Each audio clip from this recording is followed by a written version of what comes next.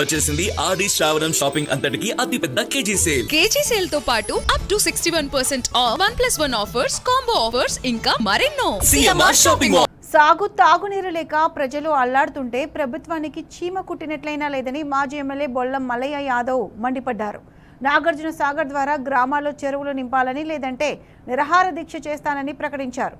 మంత్రి తుమ్మల సాగర్ నీళ్లను ఖమ్మం జిల్లాకు తరలించకపోతుంటే ఉత్తమ్ కుమార్ రెడ్డి నోరు మెదపడం లేదని మండిపడ్డారు. సాగర్ నుంచి నీళ్లు విడుదలైన జూన్ 25వ తారీఖున, కానీ ఈ నీళ్ళన్నీ పాలేరుకైతే పోయినాయి, కానీ మా నియోజకవర్గాల గుండా పోతున్న ఏ ఒక్క చెరువును కూడా నింపకుండా మొత్తం నీళ్ళని పాలేరు వాక్కి తీసుకుపోయారు. లిఫ్టుల పేరు మీద అభివృద్ధి ముసుగులో అవినీతికి అలవాటు పడ్డ ఉత్తమ్ కుమార్ రెడ్డి దాదాపుగా ఈ 2 నెలలుగా అనేక సార్లు లిఫ్ట్లను పరిశీలించిండు. కానీ ఏ ఒక్క గ్రామంలో కానీ రైతాంగం చెరువు నిండిందా లేదా, వ్యవసాయం సాగుతుందా లేదా, ఏం చేయాలనే ఆలోచన రైతాంగాన్ని మందలించిన దాఖలాలు లేవు.